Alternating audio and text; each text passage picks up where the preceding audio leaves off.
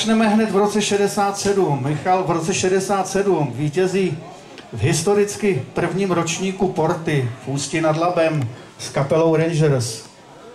Rok 69, Greenhorni, významná etapa.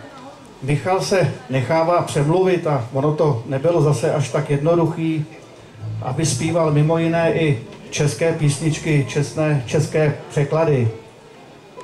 Pojďte do roku 74. Štace, Petr Novotný, Zdeněk Rytíř, Fešáci, netřeba komentovat.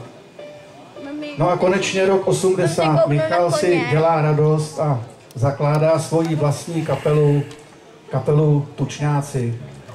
No ale to už je taky období, kdy se v podstatě začínají projevovat Michalovi zdravotní potíže a chcete-li takový ty následky toho bujarého bohemského, muzikantského života.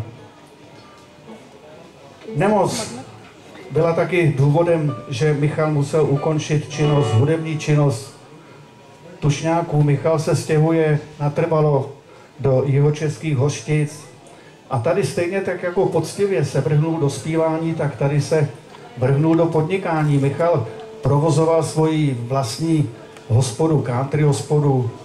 Společně se svojí manželkou Martou založili něco jako rehabilitačně odtučňovací centrum.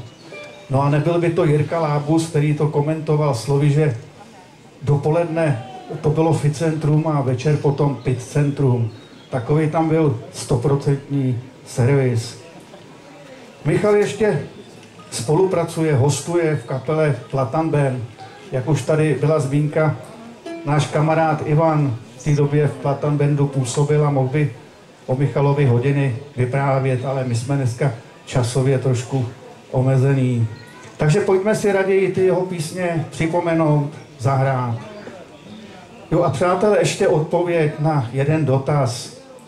Hrajeme Tučnýho, nemáme lacláče, nemáme klobouky. Hlejte, jednoduchá odpověď, my si nehrajeme na Michala Tučnýho. My nejsme Michal Tučný revival, jak je to dneska v podstatě lacině in. My jsme přijeli hrát jeho písně, aby jsme si připomněli jeho hudebního génia. Tak pojďme do toho. Písně Michala Tučnýho a písecká kapela Strings. Hezký odpoledne. Děkuji.